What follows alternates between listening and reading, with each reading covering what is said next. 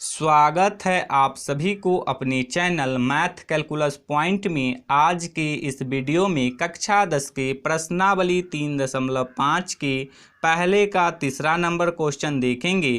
Question में दिया है निम्न रैखिक समीकरणों के युग्मों में से किसका एक अद्वितीय हल है, किसका कोई हल नहीं है, या किसके अपरिमित रूप से अनेक हल है। अद्वितीय हल की स्थिति में उसे वज्र गुणन विधि से ज्ञात कीजिए।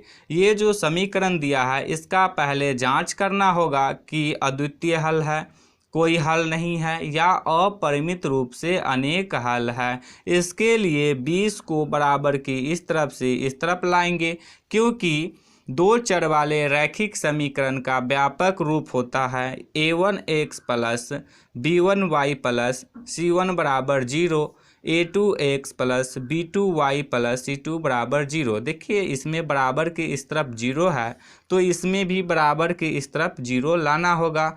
तो अब 20 को बराबर के इस तरफ से इस तरफ लाएंगे, ये इधर प्लस में है, इधर आके हो जाएगा माइनस में। तो अब ये हो जाएगा 3x माइनस 5y, ये इधर प्लस में इधर आके हो जाएगा माइनस में, माइनस 20 बराबर के इस तरफ कुछ नहीं बचा तो बच गया 0, तो अब लिख देंगे बराबर 0।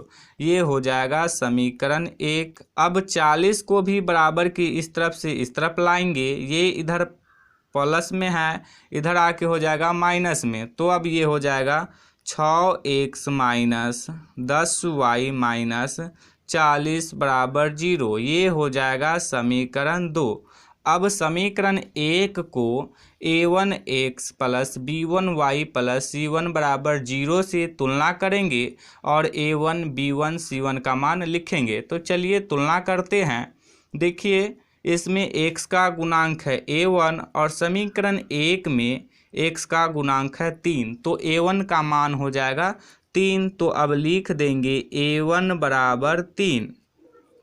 इसी तरह से देखिए इसमें y का गुणांक है b1 और समीकरण 1 में y का गुणांक है -5, तो b1 का मान हो जाएगा -5। तो अब लिख देंगे b1 बराबर -5। इसमें अचर पद है c1 और समीकरण 1 में अचर पद है -20, तो c1 का मान हो जाएगा -20। तो अब लिख देंगे c1 बराबर -20। अब समीकरण 2 को a2x plus b2y plus c2 बराबर 0 से तुलना करेंगे और a2 b2 c2 का मान लिखेंगे। तो चलिए अब तुलना करते हैं। देखिए इसमें x का गुणांक है a2 और समीकरण 2 में x का गुणांक है 6, तो a2 का मान हो जाएगा 6। तो अब लिख देंगे a2 बराबर 6। इसी तरह से b2 का मान हो जाएगा -10, तो लिख देंगे b2 बराबर -10। अचर पद है इसमें c2 और समीकरण 2 में अचर पद है -40, तो c2 का मान हो जाएगा -40। अब a1 बट्टे a2, b1 बट्टे b2 और c1 बट्टे c2 का मान निकालेंगे। तो चलिए a1 बट्टे a2 का मान निकालते हैं। तो देखिए a1 का मान है 3, तो a1 के जगह पे लिख देंगे 3, बट्टा का चिन्ह है तो बट्टा का चिन्ह दे देंगे। a2 का मान है 6, तो a2 के जगह पे लिख देंगे 6। अब देखिए इसको काट भी सकते हैं, तो चलिए काट देते हैं। तो 3 एक कम हो जाएगा 3, 3 दूनी हो जाएगा 6। a1 बट्टे a2 का मान आ जाएगा 1/2। अब b1 बट्टे b2 का मान निकालेंगे। b1 का मान है -5 और b2 का मान है -10। b1 के जगह पे लिख देंगे -5, बट्टा का चिन्ह है तो बट्टा का चिन्ह दे देंगे। अब b2 के जगह पे लिख देंगे -10। देखिए माइनस से माइनस कैंसिल हो जाएगा। अब इसको काट भी सकते हैं, तो ये हो जाएगा 5 एकम 5, 5 दूनी 10, तो ये कट गया 2 से, तो b1 बट्टे b2 का मान हो जाएगा 1/2। अब c1 बट्टे c2 का मान निकालेंगे।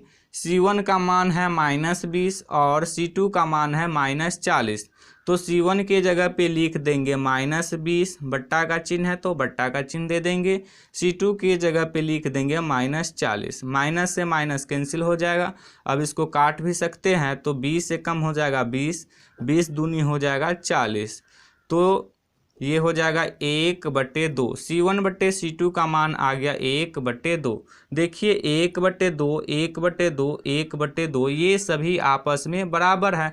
तो अब लिख देंगे, चूँकि 1/2 बराबर 1/2 बराबर 1/2, तो इसीलिए A1/A2 बराबर हो जाएगा B1/B2, B1/B2 बराबर हो जाएगा C1/C2। तो अब लिख देंगे इसीलिए A1/A2 बराबर B1/B2 बराबर C1/C2।